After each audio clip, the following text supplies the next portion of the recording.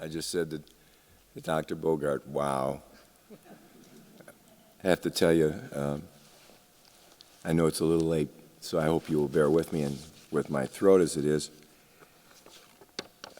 First of all, I want to give my appreciation to Dr. Bogart, to the Board of Directors, and to the Alumni Association for considering me as a recipient of this award. I also would like to express my deep appreciation for those of my classmates who took the time to present consideration for me to be here. I was quite humbled when I received the letter, and I went and showed it to Carol, and she said, "Oh yes, I remember. I had a conversation with a classmate about what you've done since you left Maryville College." And she said, "I had to hesitate because I didn't really know what you had done for the last 50 years. She said, "I have to think about it." And I said, "Whoa, goodness gracious." And then I had to think about it. But in any event, we're here and we're thankful for that. Angela, I asked Angela, I said, "Angela, what is it that I should say this evening?" And she said, "Well, talk about how the college impacted your life." And I said, "Oh, okay, I can think about that." So I sat back one day and I said, what are my memories of this place? And there were a few things that came to mind. In fact, there were a lot of things that came to my mind. And I'll just share just a few with you. I arrived here late Saturday afternoon. My mom and dad opened the car door, opened the trunk. I got out in front of Carnegie Hall.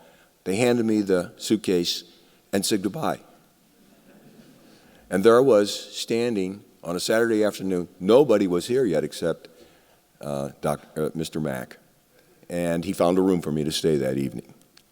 That was my first impression, having not been here for several years since.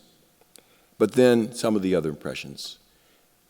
My first class in Bible with Dr. Cartledge. Rush Week. Friday night sing at the Y.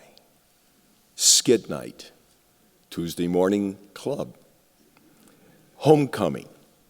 Stuffing tissues in chicken wire. Snow-capped Chahawi Mountains and walking the campus at night. Beating Carson Newman on a rainy night after 16 losses.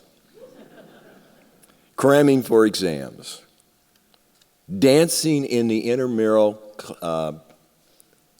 gym after supper at 6:30 to 7 with Carol and 45 recorders. And one of the last ones was February meetings.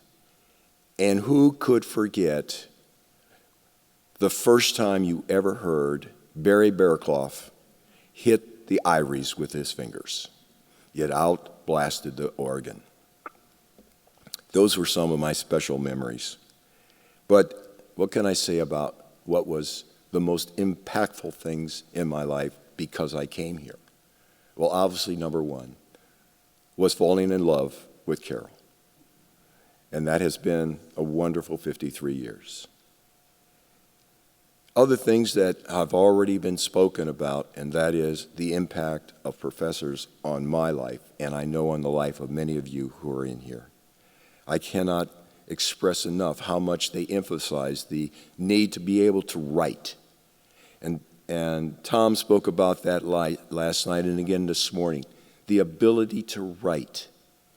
And that proved to be very much an important aspect of my life because I found myself having to write papers, legal documents that had to be very clear, they had to be succinct, and they had to be understandable because I was dealing with businessmen who wanted a quick and fast answer to very difficult legal issues that confronted us. I will surprise you a little bit about another aspect of my life here that meant a lot to me, and that was committee work. I had not realized what committee work really was until I came here. And I was able and privileged to be able to serve on several committees, both those with faculty as well as with my peers. And as a result of working with, let me back up a minute. Many of you who went to kindergarten, you went there to do what? How to play with others. Committee work was the ability to be able to work with others. And that first experience was here. It carried on in my entire career. Committee work was important in order to process and get things accomplished. One of my very lasting memories, of course, as was reflected in the video, was February meetings. It was a time that we had an opportunity to have spiritual refreshment. And I remember one particular evening, I was walking the campus after what we called the Golden Glow time. And I felt the Holy Spirit nudging me that I need to take into consideration greater matters than just education. It was a life matter. And it truly was the start of my spiritual walk and ultimately accepting Jesus Christ. Do I have regrets from having been here? Yeah, I do have some regrets that I didn't do. I should have hit the books harder. I should have worked harder in honing my skills as a tennis player so that I could have helped my teammates a little more. I should have recognized others more and myself less. And I should have been able to realize how much the professors and the staff here sacrificed financially so that I and my classmates could have affordable education. And then, how can I not forget friendships? Friendships that developed over the 4 years. I am especially appreciative of some of my dear friends who are here today. 2 of my roommates, one of which spent 3 years with me. He's here, and I want to thank him for putting up with me for 3 years. Finally, I also would like to express my appreciation for someone who is here, who has known me since I was 10 years old, and that's Gwen McKee.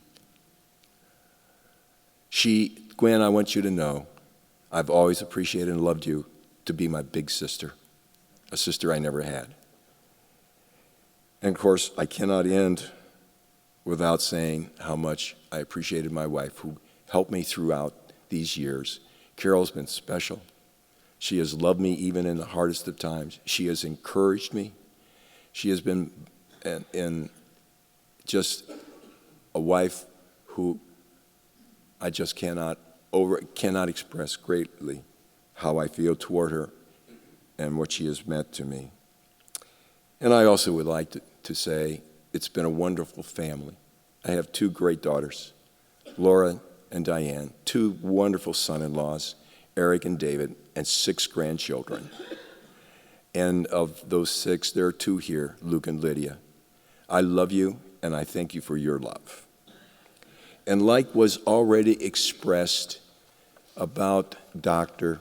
Anderson, I'd like to say this. I wish the college to continue the success in educating the students who trod this campus day after day and year after year, and that those who come here be ever mindful of the sacrifices that Dr. Isaac Anderson undertook to create this school. And I also would like to thank all those who have followed him and continued the tradition of educating young men and young women of all faiths and all creeds and all races. It's a wonderful campus, and may the beacon of light continue to shine from this hill to this community, to this country, and to the world. Thank you.